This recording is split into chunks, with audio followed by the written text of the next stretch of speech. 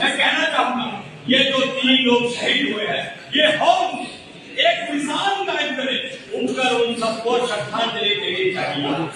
मैं आप सबसे ये निवेदन करना चाहूंगा, 3 लोग साहब, एक दूसरे जोड़ने वाला 14 साल का बच्चा था, जिसकी मां तैयारी करवा रही थी कि मेरा बच्चा कल कोई यूपीएससी की तैयारी करेगा, वो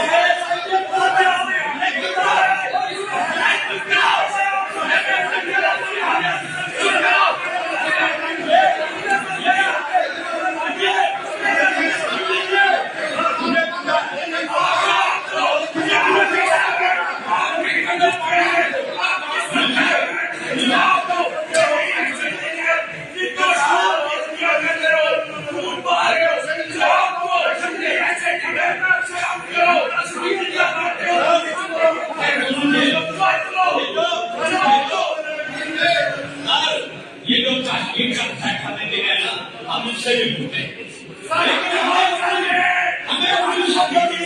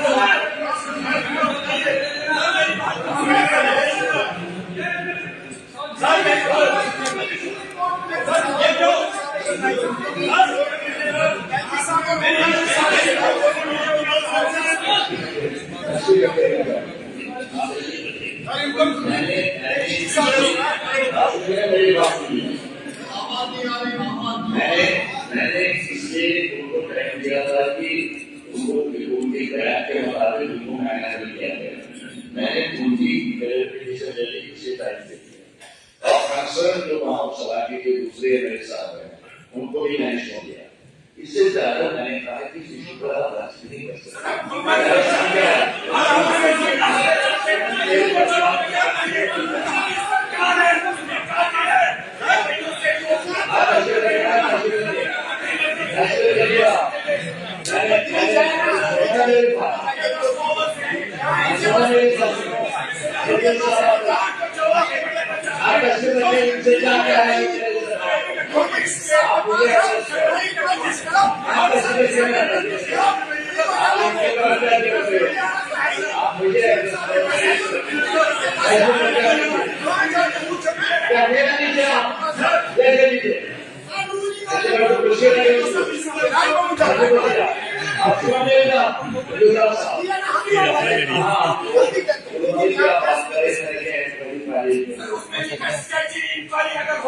ऐसी बात नहीं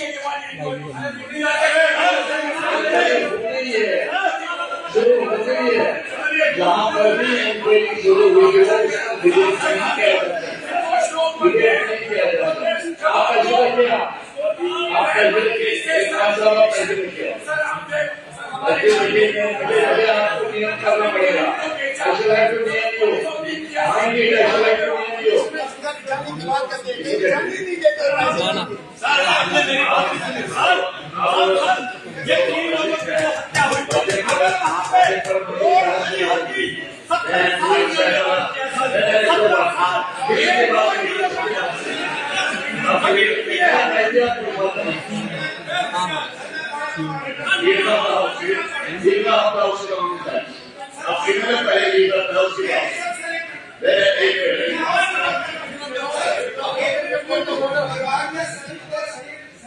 की मेंबर्स हैं, सभी को एक बार बता दीजिए कि जब स्पीकर खड़ा हो गया उसके बाद हम लगा हुआ है एक बार सिर्फ स्टैंड कर दें। कुछ हमारे नए मेंबर भी हैं, कुछ नए मेंबर हैं यहाँ हाउस की कुर्सी ने सत्य समय में कैसे एक करना चाहिए सर एक बार बढ़ते बता दीजिए और एटलीस्ट आप 10 बार खड़े हो उसके बावजूद हम खड़े हैं।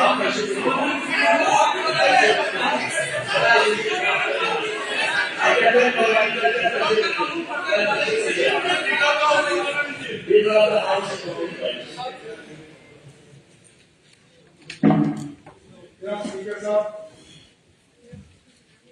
गुलमर्ग के मामले में कई सारे ऑनरेबल मेंबर्स ने नाराजगी और पश्चाताप का जाहिर किया। ये सही है कि हमने इस मामले में इंक्वायरी ऑर्डर की है, लेकिन इंक्वायरी कुछ प्रिलिमिनरी फैक्ट्स जो है हमारे सामने आई हैं। एक प्राइवेट पार्टी के तहत गुलमर्ग में एक 4 रोज का एक इवेंट ऑर्गेनाइज करने की बात हुई थी। उस 4 रोजा इवेंट में 7 तारीख को एक फैशन शो का ऑर्गेनाइजेशन किया गया। उस फैशन शो में कुछ ऐसी बातें सामने आई, कुछ ऐसा वहां पर हिस्सा लिया गया जिससे कि लोगों के जज्बात को ठेस पहुंची और अपने आप में लोग गलत नहीं।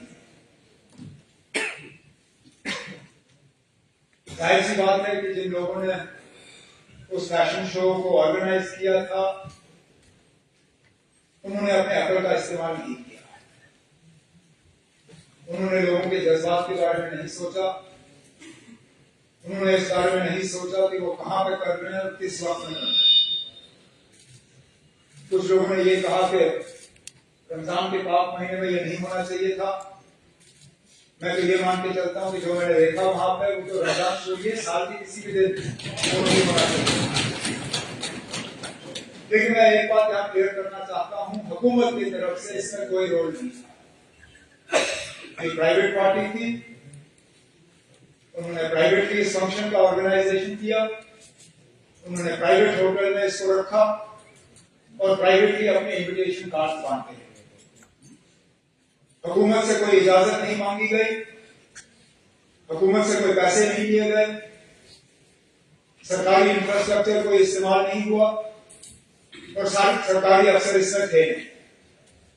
लेकिन इस बात के बावजूद इंतजामिया को वहां कहा गया है कि अगर कहीं पर भी इसमें कानून के खिलाफ कोई बात हुई हो, अपनी तहकीकात मुकम्मल करके अगर जरूरत पड़े तो मामला पुलिस के हवाले किया जाए। पुलिस उसके बाद अपनी तहकीकात करेगी। लेकिन मैं यहाँ क्लियर करना चाहता हूँ कि इस फंक्शन में हुकूमत का कोई रोल नहीं था। अगर हमसे इसके लिए इजाजत मांगी गई होती हम इजाजत नहीं देते, लेकिन क्योंकि प्राइवेट फंक्शन था, प्राइवेट होटल में रखा गया, अगर कहीं कभी कानून जो है वो उसके खिलाफ कोई काम किया गया होगा तो उसके खिलाफ सख्त से सख्त कार्रवाई की जाएगी।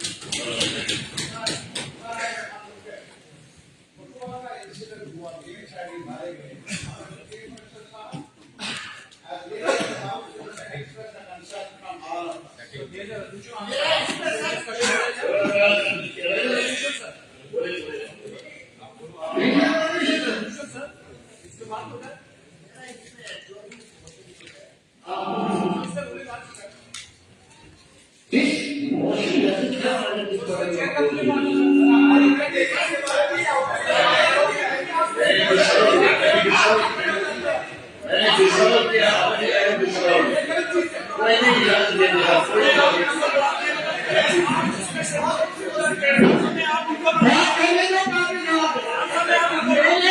मेरे मानना है उसके तरफ safeguard, relief and legal remedies for victims. मैंने कहीं होम नहीं लाया. I want that this house, जैसे तारिगान साहब ने कहा, should express solidarity with those of the world. I respect you. I respect you. You are leader of a party. ऐसा मत करिए. आप लोग मुझे क्या करें? आप लोग मुझे क्या करें? नहीं मेरा पास मेरा किसी को आप लोग मुझे मेरा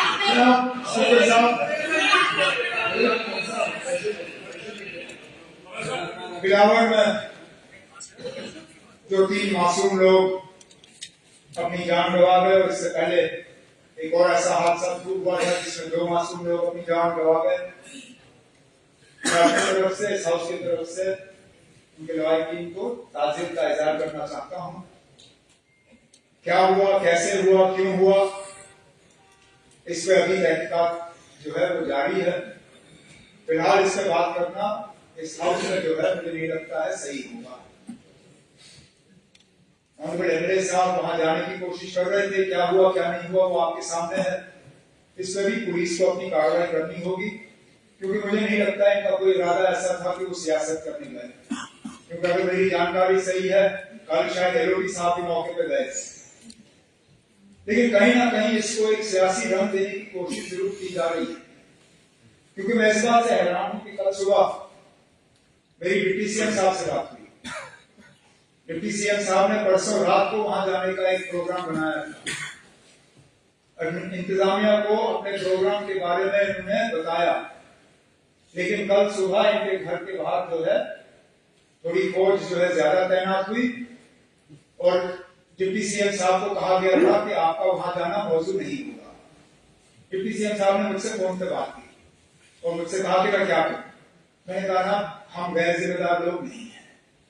अगर एडमिनिस्ट्रेशन की तरफ से ये खदशात हैं कि आपके या मेरे या हम में से किसी के वहां जाने से हालात खराब होंगे, तो बेहतर है ना जाना। मैंने कहा आप एक ऐसा काम करिए, आप आईजी से बात करके मालूम करें कि अगर आपका जाना ठीक नहीं होगा आप नहीं जाओगे। आईजी साहब यूनियन होम सेक्रेटरी की यहाँ पे विजिट चल रही है, वो सिलसिले में बिजी थे कि उन्होंने एसएसपी कठुआ से बात की। एसएसपी कठुआ ने इन्हें कहा जनाब फिलहाल हालात थोड़े नाजुक हैं, आप एक काम करें 2-3 दिन रुकें और उसके बाद। लेकिन अब ये बात मेरी समझ से बाहर है कि अगर हालात इस हद तक खराब है कि डिप्टी सीएम साहब वहां नहीं जा सकते, तो मुझे बताइए ना एलओडी साहब कैसे गए? छोड़ दीजिए, इसमें आप जवाब दे नहीं सकते हो ना। इसमें एलओडी साहब आप जवाब दे नहीं सकते हो, आप नहीं दे सकते हो ना। एलओडी साहब जवाब आप नहीं दे सकते हो। मैंने सवाल आपसे नहीं पूछा, मैंने सवाल आपसे नहीं पूछा ना। मेरा सवाल आपसे नहीं था, मेरा सवाल उन लोगों से था जिन्होंने आपको जाने दिया और किसी को नहीं जाने दिया। और ये जवाब या तो ना कुर्सी साहब एक सेकंड ना,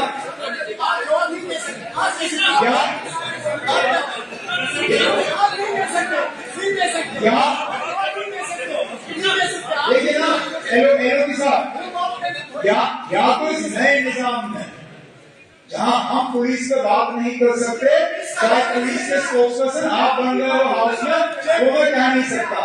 लेकिन अब मैं पुलिस की तरफ से एडवोकेट नहीं हूँ, आपसे लीजिए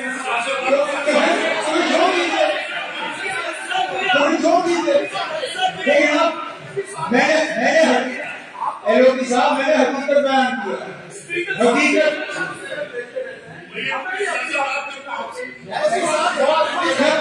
छोड़ दीजिए। लेकिन अब मैंने यहाँ पर हकीकत बयान किया, डिप्टी सीएम साहब को वहां जाने नहीं दिया, आपको जाने दिया। अब इसका जवाब पुलिस को देना होगा, ये जवाब आप नहीं दे सकते। लेकिन फिलहाल जो तारिगानी साहब ने बात की बिल्कुल सही थी। लीडर ऑफ द हाउस के तरह मैं यहाँ इस हाउस का जो है न सिर्फ कठुआ के हालात पे जो है अपना कंसर्न जो है वहाँ रिकॉर्ड पर रखना चाहते हैं, लेकिन उसके साथ साथ वहाँ पे जो इनोसेंट किलिंग्स हुई हैं उनका जो है हम यहाँ पे एक तो कंडेम करते हैं और उनके घर वालों के साथ जो है ताज़ियत का इजहार करते हैं।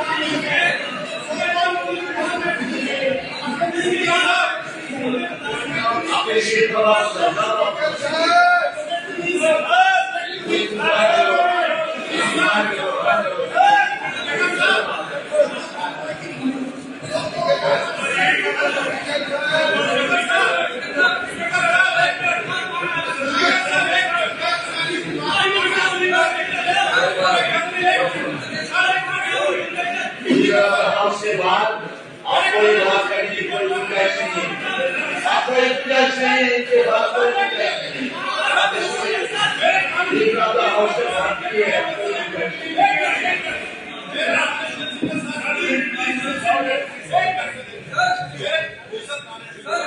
कोई कारण से भाई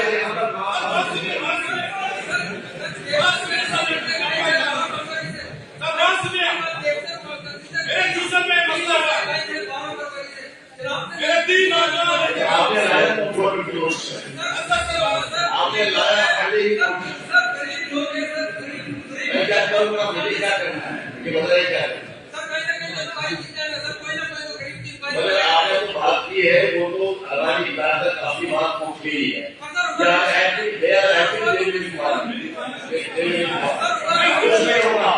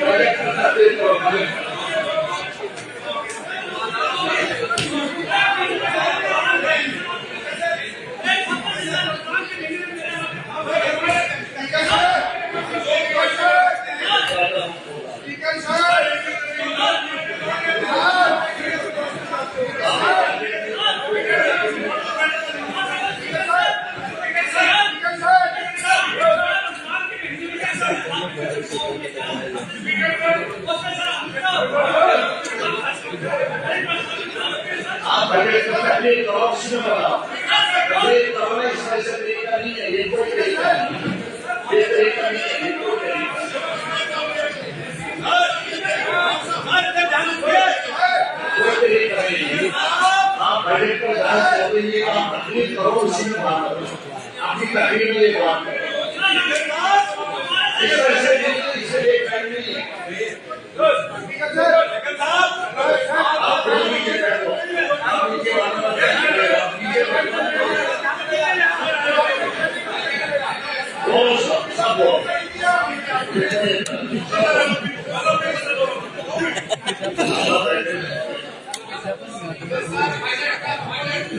यही तो मैं कह रहा हूँ। स्पीकर साहब, मैं थोड़ा सा इल्जाम लगाना चाहता हूँ और विद ड्यू रिस्पेक्ट इस चेयर से पिछले दिनों से जिस प्रकार की कार्रवाई हम देख रहे हैं, ये इसमें कोई शक नहीं, हम अनुशासन का पालन करते हैं और जिस पार्टी से हम ताल्लुक रखते हैं हमारा डिसिप्लिन मिसाल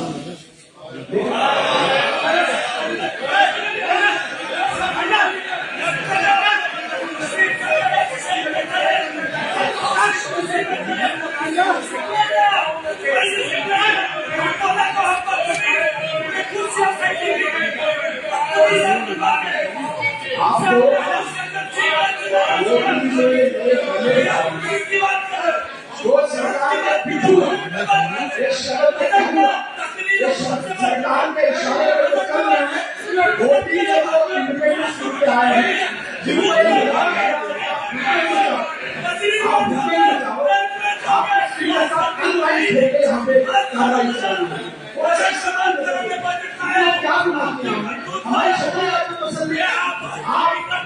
क्वेश्चन आप देखें, क्वेश्चन भी लेके आप क्वेश्चन लेके अभी तक क्वेश्चन 90% आपने बेंचेस के लगवाए, अपोजिशन को आप बोलने नहीं देते, एक व्यक्ति खड़ा कर देते, जूरी आपको शुरू करती है, उसके बाद आप उसको ले लेते हैं।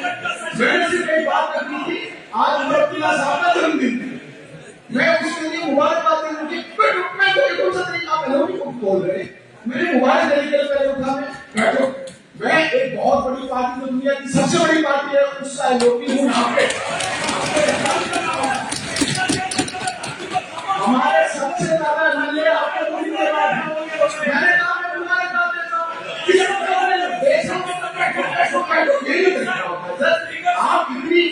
आप इतनी सीनियरिटी पे हैं और आपको थोड़ा सा एग्जाम करना होगा सबकी जज्बात में। जहां तक बात आई कल वहां गए, वहां पे जो हादसा जो वाकया हुआ था, वहां के लोगों को उनके साथ दुख बांटने के लिए उनके परिवारजनों और उनके परिजनों के साथ मिलने के लिए हमारी कोई भी सियासत करने की कोई इच्छा नहीं, सियासत के लिए हमारे पास प्लेटफॉर्म है और सियासत में हमने करके भी दिखाया है, सिर्फ जम्मू कश्मीर में, पूरे हिंदुस्तान में हमारी सियासत दुनिया में, इसके लिए हमें किसी सर्टिफिकेट की जरूरत नहीं।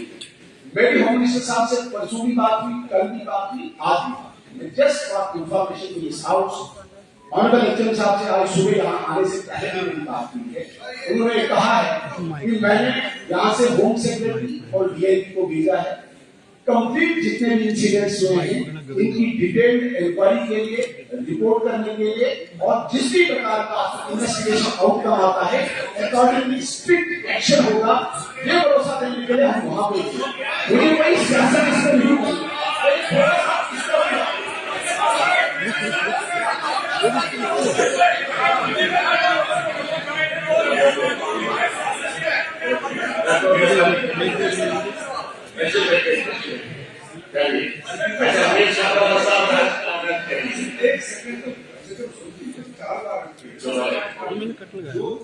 साहब ने भी अपनी एक्सप्लेनेशन में ये तो सवाल ही नहीं है, ऑनरेबल चीफ मिनिस्टर साहब ने क्लियर कट वाज़ेह करके बताया कि डिप्टी चीफ मिनिस्टर वहां जाना चाहते थे और वहां पर लोग उसे मिलना चाहिए, उनको अलग नहीं किया गया। मेरी बात सवाल रखना ऐसा कौन सा प्रोरोगेटिव है कि डिप्टी चीफ मिनिस्टर को अलग नहीं किया गया, एलोपनी को अलग किया गया, ये चीफ मिनिस्टर साहब ने कहा, इसका जवाब दीजिए। क्या जवाब दे देंगे, क्या जवाब दे देंगे,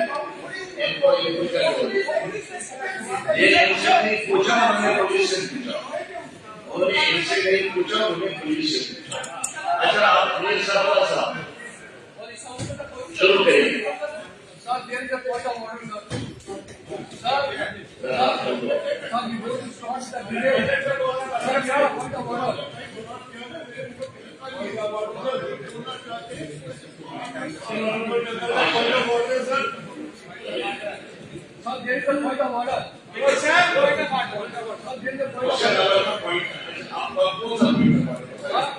पूरे हाउस में एक ऑनरेबल पीछे ने कहा कि जिस तरह की आप सदन में जाओगे तो आपका संदेह होगा।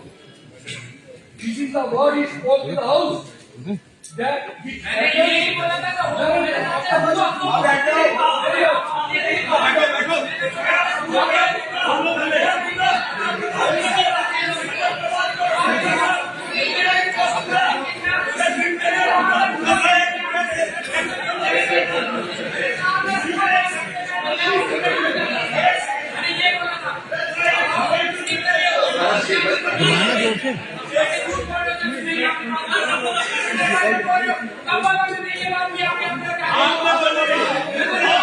तो नीचे रख दो।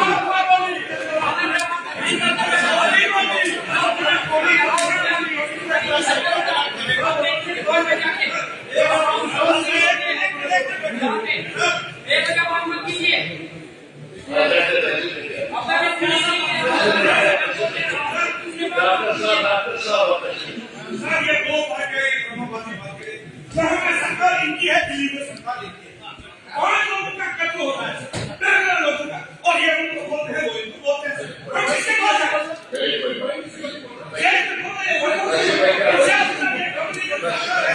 ये जवाब में है, ये क्यों बोल रहे हैं? अच्छा ठीक है, बोलिए।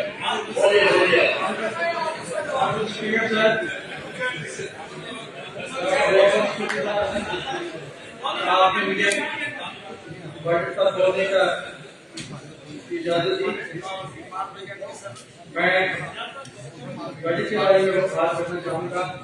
जो आगे बड़ी हमारे जो हैं, जो हमारे फाइनेंस मिनिस्टर हैं, मैं बजट के बारे में आगे बड़ी मिनिस्टर साहब को मुबारकबाद देना चाहता हूँ कि ये जो आज बजट पेश की गई है, मुझे लगता है ये अपने किस्म की एक यूनिक बजट है, जिसमें हर एक एरिया को कवर किया गया, हर एक रीजन को कवर किया गया, और एक अच्छे बजट के लिए कुछ इंडिकेटर्स होते हैं, कुछ चीजों का होना बजट में जरूरी है। अगर वो होंगे तो उसमें बजट बहुत अच्छा। एक ये कि बजट के अंदर रिसोर्स मोबिलाइजेशन के बारे में क्या कुछ लिखा गया है। दूसरा ये जो लीकेज हैं, जो फंड्स की लीकेज है, उनको कैसे रोका गया है, ये उनको कैसे रोका जाएगा। तीसरा ये कि फंड्स की यूटिलाइजेशन जो है वो प्रॉपर हो रही या नहीं हो रही है, ये देखना है। चौथा ये कि टैक्सेस कम हो लेकिन ज्यादा से ज्यादा फायदा आम लोगों को हो, ये देखना होता है। चौथा ये कि हमारे पास जो रिसोर्स है, तो मुझे लगता है पूरे हिंदुस्तान के अंदर सबसे ज्यादा ह्यूमन रिसोर्स जो है इस वक्त अवेलेबल वो दुनिया से यहाँ पे इसको कैसे इस्तेमाल किया जा रहा है। जब मैं इस बजट को देख रहा हूं तो मुझे हर एक चीज इसमें नजर आ रही है। रिसोर्स मोबिलाइजेशन के बारे में बात करो, हमारी रियासत है, मैं रियासत की बात कर रहा हूँ, खासकर यूपी की बात कर रहे हैं, तो मैं रियासत की बात भी करता हूँ। कुछ मखसूस रिसोर्सेज है हमारे जिनको यूटिलाइज करने की बहुत ज्यादा जरूरत है, और उन रिसोर्सेज को अगर हम रोगा न लाए, उनको इस्तेमाल करें, तो वो वक्त दूर नहीं कि हमारी रियासत तरक्की याफ्ता रियासतों में शामिल है। इस बजट में मैं देख रहा हूं, क्योंकि मैं खुशकिस्मती से ये कहूंगा 19वां बजट आज मैंने देखा है रियासत जम्मू कश्मीर की, और मुझे लग रहा है 19 सबसे जितने भी बजट आज तक आए उनमें से ये बजट मुझे एक नॉवल यानी एक नया तजुर्बा, एक नई सिमत के लिए रियासत जम्मू कश्मीर को दी जा सकती। रिसर्च मोबिलाइजेशन के हवाले से मैं ट्रस्ट एरिया की बात करूं, सबसे बड़ा रिसोर्स जो हमारे पास है इस वक्त वो टूरिज्म, और ये मानना पड़ेगा। इंटरनेशनल लेवल पे टूरिज्म को इस वक्त बढ़ावा दिया जा रहा है। ऐसे स्टेटों या ऐसे मुल्कों में भी टूरिज्म को बढ़ावा दिया जा रहा है जहां टूरिज्म का बहुत कम स्कोप है, लेकिन हम लोगों की ये खुशकिस्मती है कि हमारे यहाँ टूरिज्म के हवाले से जितना भी आप ढूंढे उतना आपको मिलेगा। जिस एरिया में आप जाए उस एरिया में आपको टूरिज्म के हवाले से स्कोप है। तो टूरिज्म को इस बजट में खास एक जगह दी गई है जो मुझे बहुत अच्छा लगता है। इससे पहले जब भी हमारे बजट हुआ करते थे या तो गुलमर्ग, पहलगाम, मानसबल ऐसी जगह की ऐसी जगह की बात की जाती थी, लेकिन आज पहली बार मैं देख रहा हूँ वाटर टूरिज्म की बात हो रही है इसमें। और जब वाटर टूरिज्म को अगर सही सीमत में लिया जाएगा तो एक बहुत बड़ा एक रिसोर्स बन सकता है हमारे रियासत में। इसी तरह से होम स्टेज के बारे में बात की गई है। एक नया कंसेप्ट है, एक नया तजुर्बा है। यानी आम लोग वो लोग जो एरिया में रहते हैं, जिनके घर हैं, जो अपने घरों को ठीक समझ सजा कर टूरिस्ट के लिए इस्तेमाल कर सकते हैं। उनके एक तो उनकी आमदनी बढ़ेगी, जो टूरिस्ट बाहर से आएंगे उनकी आसानी होगी। ये बहुत अच्छा स्टेप प्रमोशन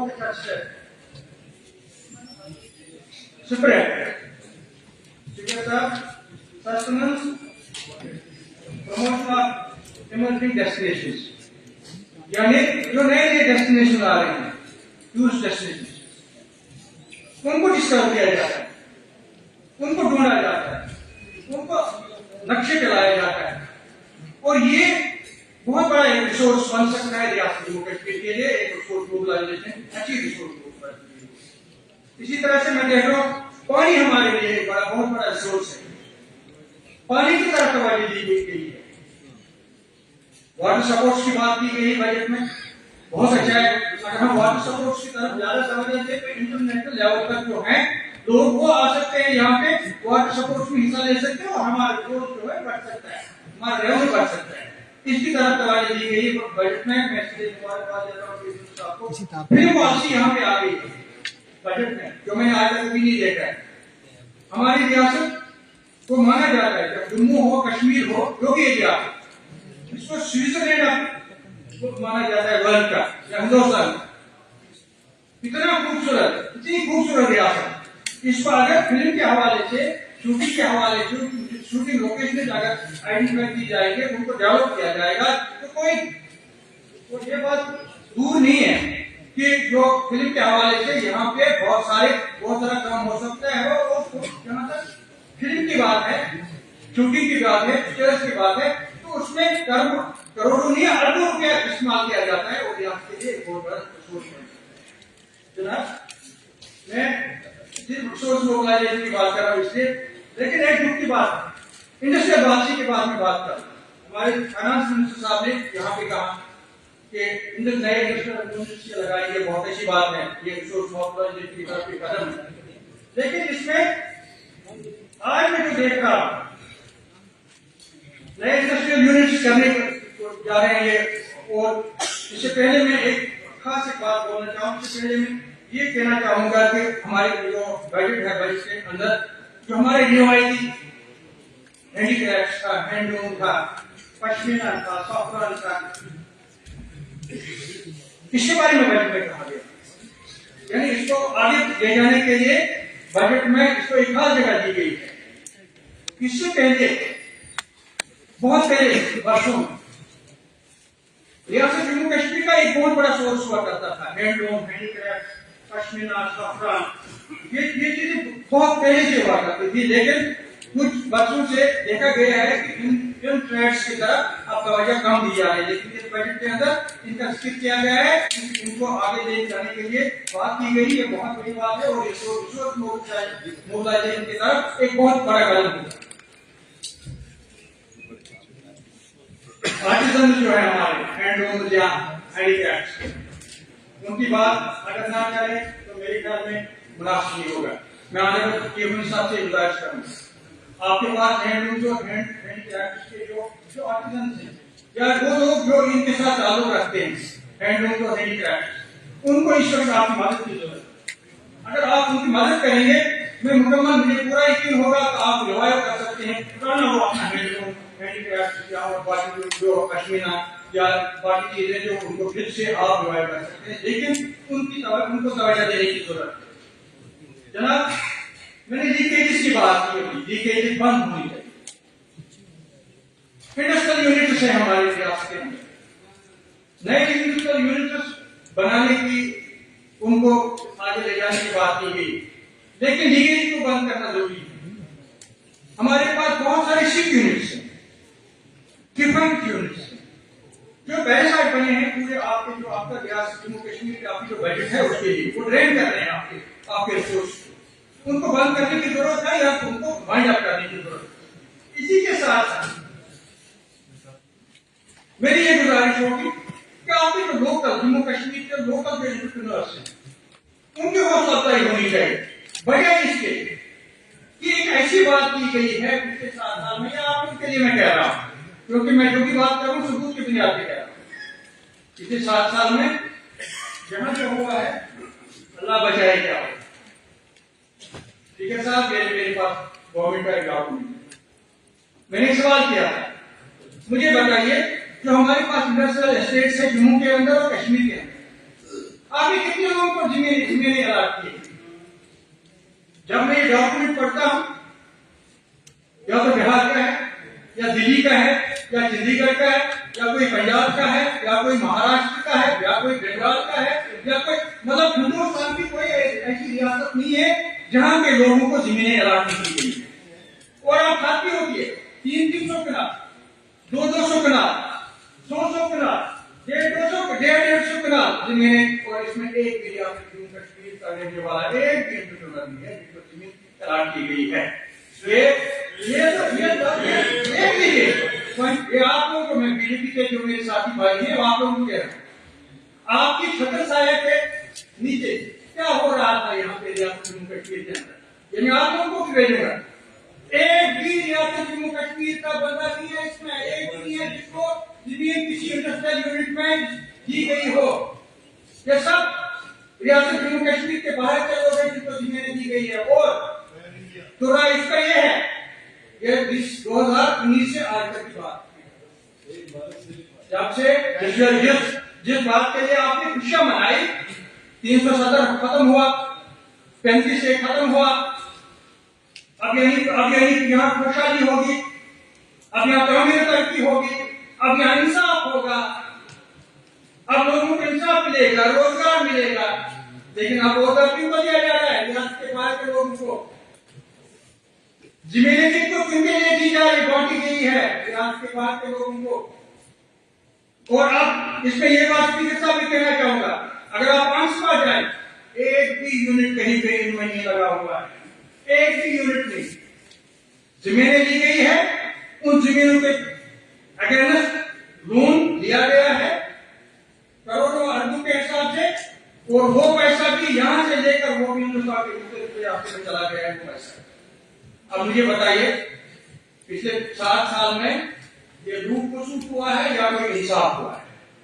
इसको देखने की जरूरत है। मेरे हिसाब से गुजारिश कि जिन लोगों को भी जमीनें दी गई है, जो बाहर के हैं, जिन्होंने बिल्कुल वहां पे उनके कोई किसी किस्म की कंस्ट्रक्शन या कोई यूनिट खड़ा नहीं किया है, ये अलाटमेंट कैंसिल होनी चाहिए।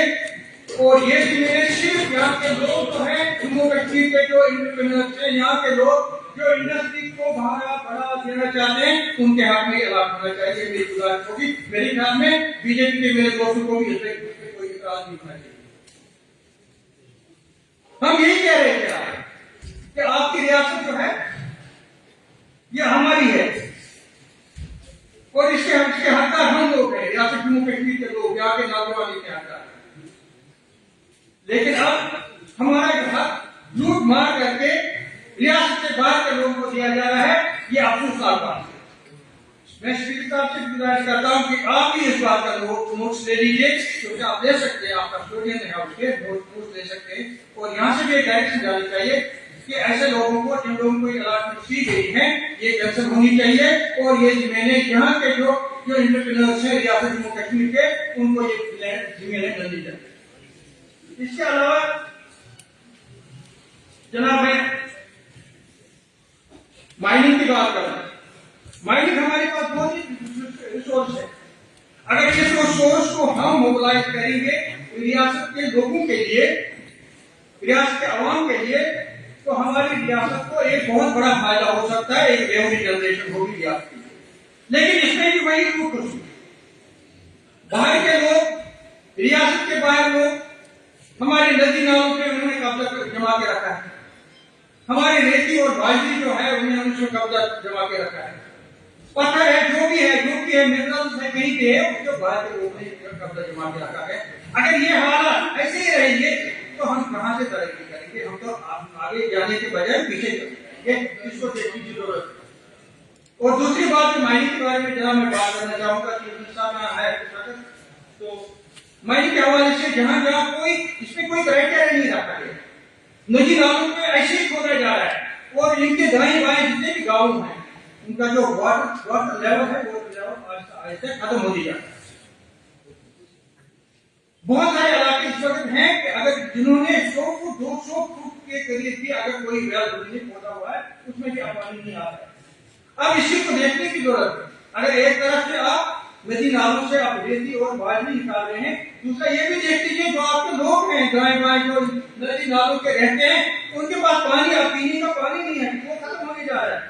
आप वाटर सप्लाई सब उनको नहीं दे सकते। अब ये कोशिश की थी, अब नए नाम आपने निकाले, आपने सोचा था इस नए नाम निकालने से शायद नया कुछ बन जाएगा। जल शक्ति डिपार्टमेंट यहाँ मेरे मिनिस्टर साहब है, इतना लूट खसूट हमने आज तक कहीं भी नहीं देखा है। तो जल शक्ति मैं आपके लिस्ट की बात कर रहा हूं, 650 करोड़ रुपया जल शक्ति में दिखाया जा रहा है कुपवाड़ा डिस्ट्रिक्ट को, 650 करोड़। अगर हम आप देखें जाए पूरे डिस्ट्रिक्ट को देखें, मुझे नहीं लगता 1 करोड़ भी कहीं भी इस्तेमाल हुआ होगा ठीक तरीके से। और दूसरी बात, आप इसमें इस चीज को आप अगर हाउस कमेटी बनाए वो भी बनाइए, जम्मू के अंदर जो पाइपें दी गई हैं वो मजबूत है, कश्मीर के अंदर जो पाइपें दी गई हैं ऐसे मारो पाइप को नीचे जमीन पर टूट जाती है। हाँ हुआ है, मैं आपको साबित करके दूंगा। अगर आप कहते हैं एक पाइप 5 से श्रीनगर से लाऊंगा, यहाँ ऐसे डालूंगा इसको टूट जाएगी, जमीन के अंदर से भी वो पाइपें टूट जाती है। ये हाथ में जल शक्ति का है। मैं चाहता हूँ जैसे यहाँ पे बहुत सारे ऑनरेबल मेंबर्स ने ये कहा कि इसके बारे में एक हाउस कमेटी बननी चाहिए। हाउस कमेटी नहीं, मैं चाहता हूँ इंक्वायरी कमेटी बैठनी चाहिए इस बारे में और देखना चाहिए इतना पैसा जो अरबों के हिसाब से जल शक्ति के नाम पे रियासत जम्मू कश्मीर में आया है, गया कहाँ ये पैसा। और उस प्रोग्राम में ये कहा गया था कि एक घर ऐसा नहीं रहेगा जिस घर को कोई पीने का पानी नहीं मिलेगा। और इतना बहुत बड़ा स्कैंडल है, इस स्कैंडल को देखने की जरूरत है। जनाब एग्रीकल्चर हमारा रिसोर्स है, बहुत पहले से रहा। इस बजट में एग्रीकल्चर की तरफ तवज्जो दी गई, 2 करोड़ कटियर की पॉलिसी की बात की गई, बहुत अच्छी बात। हम अगर रियासत से बाहर या मुल्क से बाहर देखेंगे, बहुत सारे ऐसे मुल्क हैं जहाँ पे एक साल में 3 फसल दी जाती है, 3 फसल, 2 की तो बात ही नहीं, हमारे यहाँ सिर्फ 1 फसल होती है। अगर इस संबंध में गवर्नमेंट कोई कदम उठाए 2 क्रॉप पैटर्न पे, तो इससे भी एक बहुत बड़ा रिसोर्स भी बढ़ सकता है कि हमें ज्यादा चीज मांगना नहीं पड़ेगा बाहर, नहीं तो हमें राशन से आटा भी बाहर से, खरीद भी बाहर से। अगर हम यहाँ से हमारे पास जमीनें हैं और जरकी जमीनें, और जरकी जमीनों के बारे में अगर हम इनकी तरफ तवज्जो देंगे तो ये जमीनें हमें वापस जरूर हमें हमारे जो रिसोर्स हैं या रेवेन्यू जो है दे सकते। इसकी तरह बजट में कहा गया है, मैं मुबारक देता हूं अपना, इसके लिए ये कहा गया है कि हम इंतजाम करेंगे इरिगेशन फैसिलिटी की और मार्केट। बहुत अच्छी बात। अगर मार्केट, क्योंकि मार्केट के हवाले से मैं बात करना चाहूंगा कि मार्केट की अवेलेबिलिटी की वजह से हमें हॉर्टिकल्चर में भी नुकसान होता है, हमें एग्रीकल्चर में। इसकी तरफ अगर तवज्जो दी जाए तो बहुत अच्छी बात है। और इसी तरह से यहाँ कहा गया कि हॉर्टिकल्चर रेंट जो है इसमें इंक्रीज बढ़ाएंगे। अच्छी बात है। इसी तरह से जहाँ मैंने वाटर रिसोर्स की बात की, एक तरफ से सपोर्ट की मैंने बात की, दूसरी आपने यहाँ ही इसी में हमें इसी बजट में कहा गया है कि फिश प्रोडक्शन के हवाले से हम काम करेंगे। और ये बहुत बड़ा हम देख रहे हैं, ज्यादातर टीवी पे ही देखते हैं, बहुत ऐसे मुल्क हैं जिन मुल्कों की, जिन ममालिक की इकोनॉमी जो है सिर्फ फिश प्रोडक्शन पर ही चलती है, उनको कुछ और करने की जरूरत ही नहीं पड़ती, सिर्फ फिश प्रोडक्शन। हमारे पास है, जराया है, रिसोर्स है, रिसोर्स को इस्तेमाल करने की जरूरत है। और आगे फाइनेंस मिनिस्टर हमारे साहब ने इस बारे में यहाँ पे कहा है कि हम फिश प्रोडक्शन की तरफ तवज्जो दीजिए। मैं इसलिए कह रहा हूँ कि हमारे बजट में इतना कुछ लिखा गया है, स्पीकर साहब, इतना कुछ दिया गया है जो मैं पहली बार देख रहा हूँ, पहली बार देख रहा हूँ। इसी तरह से मिल्क प्रोडक्शन की बात की गई, नए डेयरी यूनिट्स कायम करने के लिए। एक वक्त था जब इस बारे में कहा गया था कि और एक इस मसले कुछ काम भी किया गया था, लेकिन बहुत वक्त से देख रहे हैं कि ये डेयरी यूनिट्स की तरफ कम तवज्जो दी है। इस बार बजट में ये कहा गया है, मुझे लगता है कि बहुत, क्योंकि इससे हमारे जो नौजवान है, बेरोजगार तालीम याफ्ता नौजवान है, उनको एक हौसला मिलेगा जब उनको एक डेयरी यूनिट दिया जाएगा और आसान तरीका है पैसा कमाने का और उनकी बेरोजगारी दूर होगी। ये फ्लोरी के कल्चर की तरफ में बात करना चाहूंगा। ऑनरेबल चीफ मिनिस्टर साहब से मेरी गुजारिश होगी कि देख रहे हैं हम आजकल फ्लोरी कल्चर को बहुत ज्यादा बढ़ा दिया जा रहा है, वो स्टेट्स के अंदर या फिर हमारे रियासत के अंदर फ्लोरिकल्चर का बहुत स्कोप। इस तरफ अगर हम अपने बजट में एलोकेशन के बारे में रखेंगे तो बहुत अच्छा होगा। इस समझ में फ्लोरिकल्चर तो मैंने बात की, आपने एग्रीकल्चर के हवाले से सुना। मैं 5 मिनट में सिर्फ बजट पर ही बात करूँगा, मैं बजट पर ही बात करूँगा, कोई बात नहीं करूँगा, बजट से बजट पर बात करूँगा। जनाब, इसी तरह से आपने 2000 business centre, agriculture business centre की बात की है, सुपरमार्केट की बात की है, आपने मशरूम यूनिट्स की बात की है, मेडिसिनल प्लांट की बात बारे में मैं एक बात करूंगा जहां आप कह रहे हैं कि हम मेडिसिनल प्लांट पार्क बनाएंगे, वहां हमारी कुछ जो आपको बैंड आइटम्स दिए हैं, उनके अलावा जितने भी आइटम्स मेडिसिनल प्लांट्स में आम लोगों को, आम फार्मर्स को याद की जाए ताकि उसको कल्टिवेट करें, उससे एक बहुत बड़ा सोर्स बढ़ता है, रेवेन्यू जनरेशन हो सकती है। इस तरह तवज्जो देने की जरूरत है। ये बहुत अच्छी बात होगी। कोल्ड स्टोरेज के बारे में आपने बात की, ठीक है, बहुत अच्छी बात है। वूल के बारे में बात की गई, वूल का बहुत ज्यादा स्कोप है हमारे रियासत के अंदर और बजट के अंदर इस बात की इस तरह तवज्जो दी गई। वूल प्रोसेसिंग मिल्स की बात की गई। अगर ये होगा तो हमारे नौजवान की इस समझ में रोजगार मिल सकता है, बहुत अच्छी बात होगी। लेकिन आपने ऑलरेडी इसमें लिखा हुआ है। इसी तरह से लेदर की बात, लेदर इंडस्ट्री के बारे में आपने और बहुत अच्छी बात है। ये मैं पहली बार बजट में देख रहा हूँ। स्पीकर साहब, मैंने ये चीजें बजट में पहली बार देखी, मैंने बहुत सारे बजट को अप्रोच किया है, लेकिन ये चीजें मैं देख रहा हूँ आज। लेदर का बहुत ज्यादा स्कोप होगा हमारे रियासत के अंदर। और अगर लेदर जो आप लैंडिंग की बात कर रहे हैं इसमें, तो अगर ये कहेंगे बहुत सारे लोगों को एम्प्लॉयमेंट मिल सकती है इससे। मैंने देखा है, मैं यूपी में गया सर, मैं लास्ट का 2 मिनट ज्यादा नहीं होगा, 2 मिनट की बात करूंगा। आपको सिर्फ हेल्थ सेक्टर की बात करूँ क्योंकि हेल्थ सेक्टर के बारे में बहुत सारी अच्छी बातें की गई है। नए मतलब हमारे जो मेडिकल कॉलेज बढ़ाने की बात की है, बीएससी नर्सिंग के कोर्स को बढ़ाने की बात की गई है। इसी तरह से मेरा मेडिकल जो है हमारे उसके बारे में बात की है, बढ़ाने की बात की है। लेकिन एक बात में साहब ने ये सवाल उठाया, उसने कहा, एक सवाल मैंने कहा था कि 50,000 के करीब कैंसर पेशेंट्स हैं हमारी यहाँ के अंदर, लेकिन हमारे अस्पतालों में, हमारे हॉस्पिटल में जो मैं खुद देखता हूँ वेंटिलेटर्स, अगर मैं ये कहूँ कि हेल्थ मिनिस्टर वेंटिलेटर अस्पताल में लाए नाम के अब इसके बजट के जो ग्रांट के वेंटिलेटर इंस्टीट्यूट है, इसी तरह से SMHS है, जम्मू मेडिकल कॉलेज है या और मेडिकल कॉलेज, जितने भी मेडिकल कॉलेज वेंटिलेटर की कमी है, वेंटिलेटर की बहुत जरूरत है। मुझे लग रहा है बहुत ऐसे पेशेंट भी हैं वेंटिलेटर की वजह से बेमौत पड़ते हैं, वो उस तरह तवज्जो देने की जरूरत है।